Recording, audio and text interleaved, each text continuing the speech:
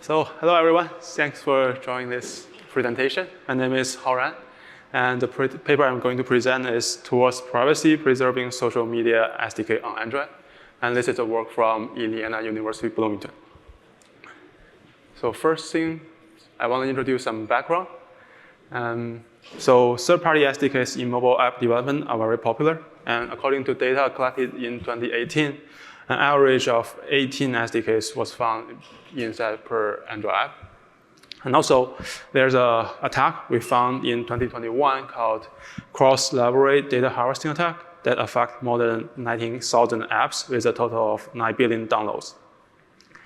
I'm also one of the authors in that paper. Also we found that social SDK are often targets of such attack because social SDK are handling sensitive user data, for example, the email, first name, last name, and contacts.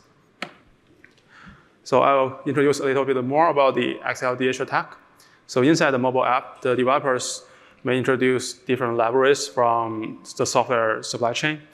And inside the same app, the Facebook library is running together with a malicious library, let's say.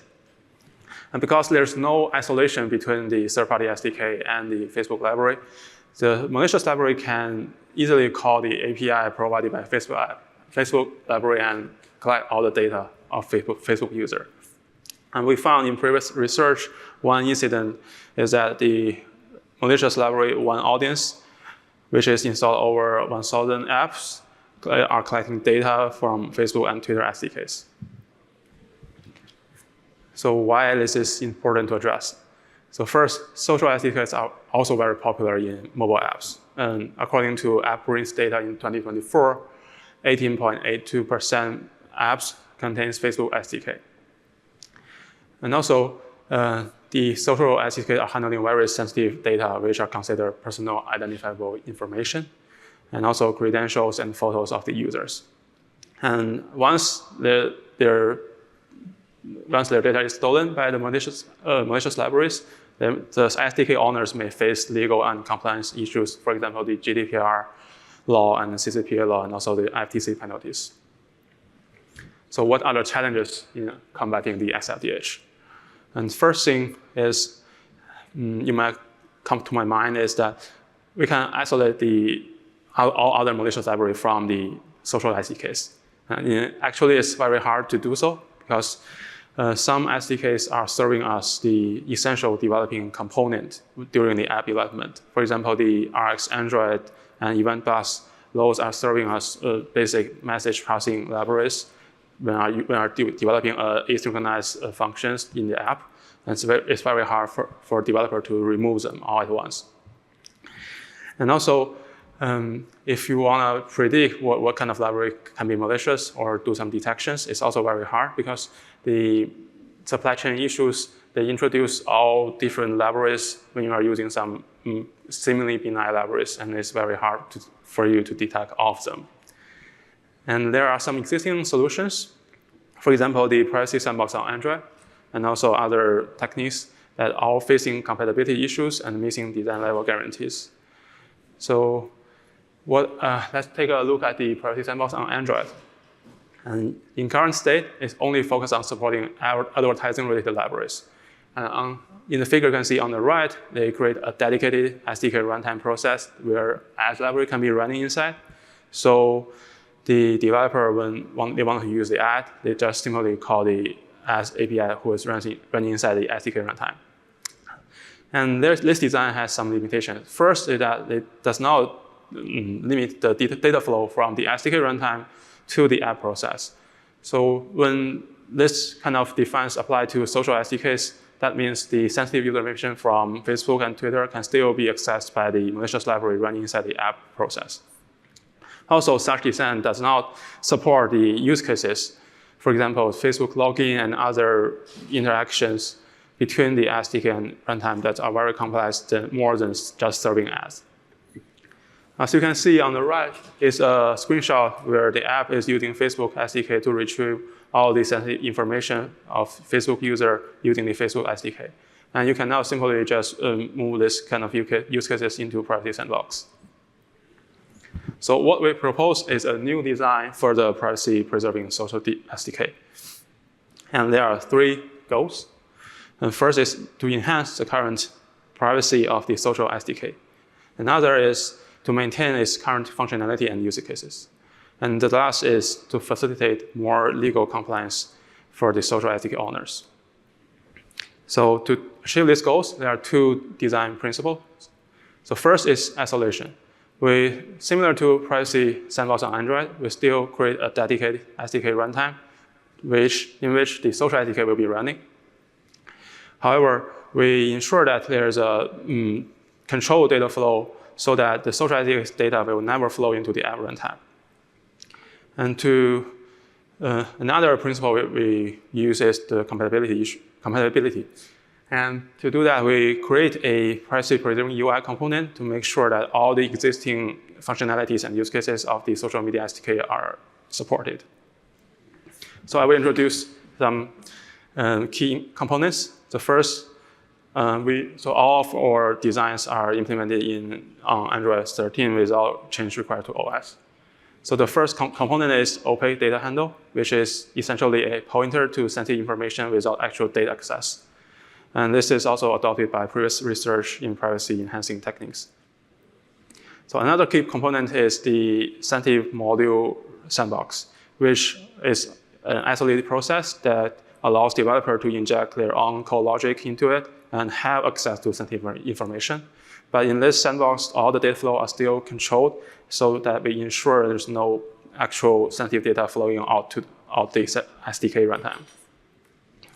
And the third is the most important one, which is the privacy-preserving UI component. So this is a compartmentalization of the UI component that use technique design based on the surface control provided by Android, so that the information from Facebook SDK and the information from the app can be displayed and delivered to the user through the UI. And at the meantime, the developer code does not have access to the sensitive information shown on the screen. So here is a demo screenshot. As you can see, the gray areas UI and sensitive information are provided by the enhanced Facebook SDK. And so that the app does not have any access to it, but the user can still see the UI and normally use it. And developer can still implement the login or the profile use case. So, okay, I'm missing one key component. This is the most important one. So this is a public accessible policy because our design allows the social SDK owners to maintain or serve a public accessible policy file. And by providing such policy file, we fulfill 3 key properties. So first is the deterministic data collectors. And so in this policy, we allow the social media SDK and the developer together to define the destination of the data flow for the Facebook information or social SDK information. And this ensures that any data collector is known and deterministic. And also this increases the transparency in data collection process. So the second is the controllable data collectors. So in this policy, we enable the app developer and the SDK owners to control what kind of data they need and what kind of data they provide. For example, the Twitter can only provide user ID information, an email, and Facebook only provide access token. And in such case, it allows the SDK owner to be compliant with privacy laws and policies. And third property is the auditable data collectors. And so because the policy file is hosted by the social SDK owners and publicly available, and anyone in the internet can download that policy and audit the policy to make sure this policy is following the privacy law. And also the policy provides fine-grained and public audible data collection, which ensure the accountability and transparency in data practice. And for evaluation, we focus on 3 metrics. The first is whether we maintain those 3 properties that is provided by our design already when we implement the framework in mind. And also we want to make sure all the existing use cases of social SDK are not hurt. And for that, we conduct a case study on Facebook SDK and Twitter SDK, in which we release all the data online. And third is the performance assessment. We want to make sure our system does not incur unusable overhead.